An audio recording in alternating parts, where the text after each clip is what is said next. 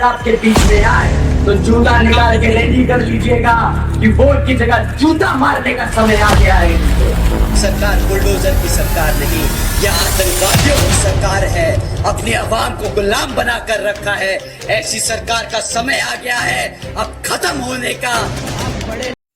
Bahujan Samaj party एक महीने के अंदर ही बदल चुकी है। बहुजन समाज पार्टी ने एक महीने के अंदर इतनी तेजी से एक्टिविटी लाई है कि बहुजन समाज पार्टी के समर्थक और नेता और बीजेपी के समर्थक और नेता घबरा गए हैं।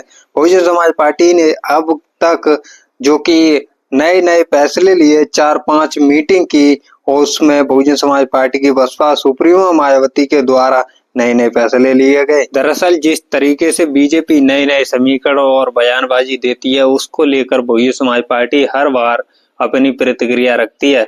इसी को लेकर अमित शाह, जो कि बीजेपी के गृह मंत्री अमित शाह ने बयान दिया कि अम्बेडकर वाला बयान चल रहा है। इसी को लेकर बहुजन समाज पार्टी ने अब नया मोर्चा खोल दिया है। बहुजन समाज पार्टी 24 दिसंबर को अपना आंदोलन करेगी बाबा साहब के नाम पर। जिस तरीके से अमित शाह का बयान आया, उसको लेकर बहुजन समाज पार्टी की बसपा सुप्रीमो मायावती ने नया निर्देश दिया है। सभी कार्यकाल जिस तरीके से चलाए जा रहे हैं बीजेपी के, जिस तरीके से बाबा साहब का अपमान किया जा रहा है, बहुजन समाज पार्टी ने अपना गंभीर तरीके से लिया है इस बयान को। बहुजन समाज पार्टी ने समझा कि बाबा साहब का अपमान किया जा रहा है, बाबा साहब की बेइज्जती की जा रही है, उसका बदला अमित शाह को देना पड़ेगा। बहुजन समाज पार्टी के राष्ट्र कोऑर्डिनेटर आकाश आनंद को 24 दिसंबर को उतारा जाएगा और जमीन पर उतारकर वो आंदोलन करेंगे। सड़क आंदोलन होगा, उसमें सभी कार्यकर्ता और नेता अपने कार्यालय पर ही आंदोलन करेंगे। बहुजन समाज पार्टी के बसपा सुप्रीमो मायावती का निर्देश है कि सभी कार्यालय पर ही अपना आंदोलन करें और अमित शाह द्वारा जो बयानबाजी की गई वो माफी मांगे और इस बयान को वापस लें। बहुजन समाज पार्टी के बसपा सुप्रीमो मायावती के द्वारा सभी कार्यकर्ताओं को अपना निर्देश दिया गया है कि 24 दिसंबर को सभी एकजुट होकर अपने कार्यालय पर ही आंदोलन करें। बहुजन समाज पार्टी के कार्यालय पर जो कि सभी बसपा के नेता और समर्थक, बाबा साहब के समर्थक एकजुट होकर कार्यालय पर यह आंदोलन करें और राष्ट्रपति को विज्ञापन दें। जिला पर जाकर जिला अधिकारी को राष्ट्रपति को विज्ञापन दें। आपको बता दें कि जिस तरीके से बीजेपी पहले तो हिंदू मुस्लिम का कार्ड खेलकर, हिंदू मुस्लिम के समीकरण बनाकर सभी को बहकाती थी और अब अम्बेडकर के नाम पर ही राजनीति करने लगी। जिस तरीके से अब बीजेपी ने नई रणनीति बनाई है और कांग्रेस की तरफ जो कि दलित समाज भी अपना झुकाव बना रहा था, बीजेपी ने नया प्लान बना लिया कि अब अम्बेडकर के ही नाम पर बीजेपी अपना वोट काटने की कवायद में दिख रही है। बहरहाल सभी पार्टियां अपनी जो कि दलित वोट को अपने पाले में लाने के लिए सभी जंग में लगी हुई हैं। जिस तरीके से कांग्रेस, आम आदमी party, Samajwadi party, Bahujan Samaj party, Azad Samaj party और अन्य पार्टी भी जो कि बीजेपी अम्बेडकर के नाम पर जो बीजेपी से मुकाबला करने में लगी हुई है। बीजेपी को जिस तरीके से अमित शाह का बयान आया, उसके बाद में इन सभी पार्टियों ने अपना अपना प्रतिक्रिया और आंदोलन भी चालू कर दिए हैं। अब अम्बेडकर की सियासत चलेगी, अब अम्बेडकर के नाम पर ही वोट मांगा जाएगा।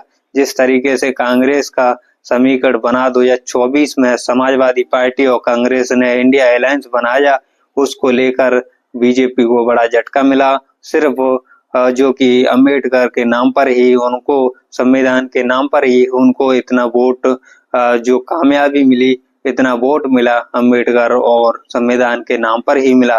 कांग्रेस को अब समझ आ गया है कि जो कि बाबा साहब का नाम ही लेकर आगे बढ़ना चाहिए।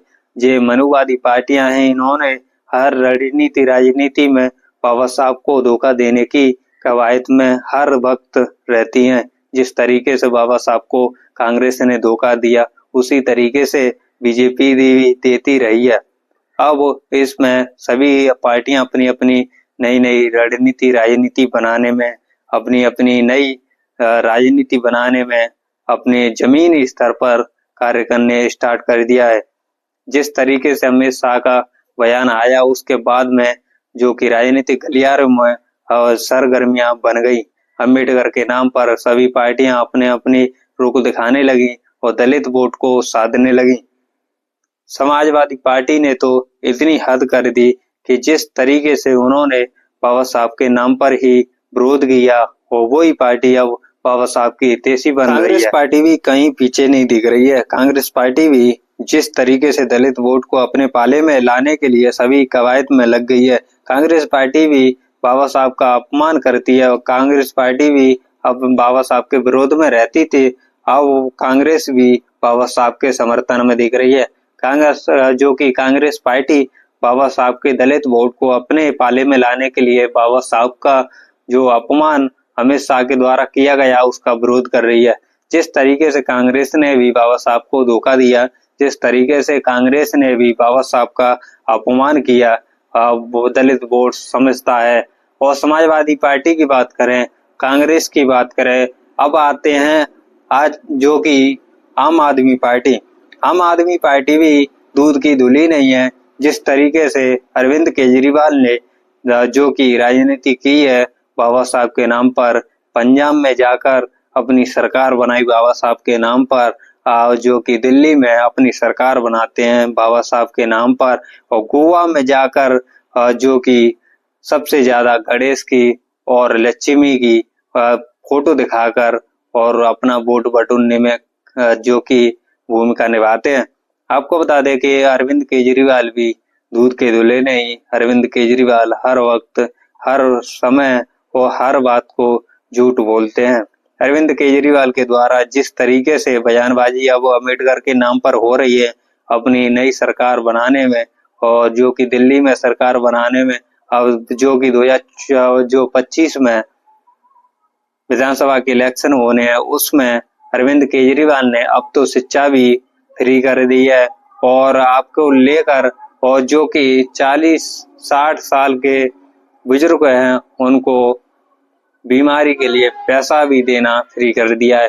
अरविंद केजरीवाल की नई रणनीति बनती रहती है और जिस तरीके से बाबा साहब के नाम पर वो वोट बटोरने की कोशिश करते हैं, जिस तरीके से वो अपनी सरकार बनाते हैं, उनका भी जो मनुवादी सोच भी दिखती है। गोवा में जाकर उन्होंने विधानसभा चुनाव में अपना रुख दिखा दिया था। उन्होंने वहां पर जाकर जो कि गोवा में जाकर जो गणेश की और लक्ष्मी की तस्वीर, फोटो और उस पर जो नोट पर लाने की कवायद लगाई थी, नोट पर उनकी तस्वीर लाने की, गणेश की लाने की, लक्ष्मी की लाने की कवायद लगाई थी, और जो कि उन्होंने एक बयान दिया उसमें वो बयान बहुत तेजी से वायरल हुआ। अरविंद केजरीवाल की भी मनुवादी सोच वही है जिस तरीके से कांग्रेस और बीजेपी की है, जो कि समाजवादी पार्टी और आम आदमी पार्टी एक ही थाली के चट्टे बट्टे हैं। ये चारों पार्टी और भी अन्य पार्टी हैं वो भी एक ही थाली के चट्टे बट्टे हैं। ये सिर्फ वोट को बचाने में, दलित वोट को इस्तेमाल करने में इनका उपयोग करते हैं, ना कि इनको मदद देने में, इनकी सहायता करने में या इनकी नौकरी लगाने में या इनको बढ़ाने में कभी भी इन्होंने मदद नहीं की। आपको बता दें कि बहुजन समाज पार्टी अब समर्थन में उतरेगी। बाबा साहब का जो अम्बेडकरवादी विचारधारा पर चलने वाली सिर्फ बहुजन समाज पार्टी है, और एक नई पार्टी और उभरती हुई दिखती है आजाद समाज पार्टी, जिसके मुखिया भीम आर्मी चीफ चंद्रशेखर आजाद हैं। भीम आर्मी चीफ चंद्रशेखर आजाद जो कि हर मुद्दे पर, बाबा साहब के हर मुद्दे पर अपनी प्रतिक्रिया रखते हैं और दलितों के लिए अपने हितैषीपन दिखाते हैं। चंद्रशेखर आजाद के द्वारा भी अपना आंदोलन जारी है और चंद्रशेखर आजाद के समर्थक भी बाबा साहब के नाम पर अपना आंदोलन जारी रख रहे हैं। भीम आर्मी चीफ चंद्रशेखर आजाद ने संसद में कई बार बाबा साहब के नाम पर ही अपनी जो हुकूमत दिखाने की कोशिश की और बाबा साहब के नाम पर ही उन्होंने सबको जो कि नई एक्टिविटी राजनीति दलितों में उभारने की भी कोशिश की। चंद्रशेखर आजाद समाज पार्टी के मुखिया चंद्रशेखर आजाद भी अपने रेस में कम नहीं दिखते। वो भी एक नए युवाओं के तौर पर और दलितों के अंदर अच्छी पकड़ बनाए हुए हैं और दलित समाज उनको भी सपोर्ट कर रहा है। जिस तरीके से बाबा साहब की सियासत हो रही है उसमें कोई भी पार्टी अपनी कम दमदारी और पेश नहीं कर रही है। इसको लेकर बहुजन समाज पार्टी, आजाद समाज पार्टी अम्बेडकरवादी विचारधारा पर चलती है, उन्हीं पर अपना कार्य करती है, ना कि कांग्रेस, बीजेपी, आम आदमी पार्टी और सपा। आपको भी ये कैसी राय लगी? अच्छी राय लगी हो तो आप अपने चैनल को सब्सक्राइब कर लें और आप वीडियो को लाइक कर दें।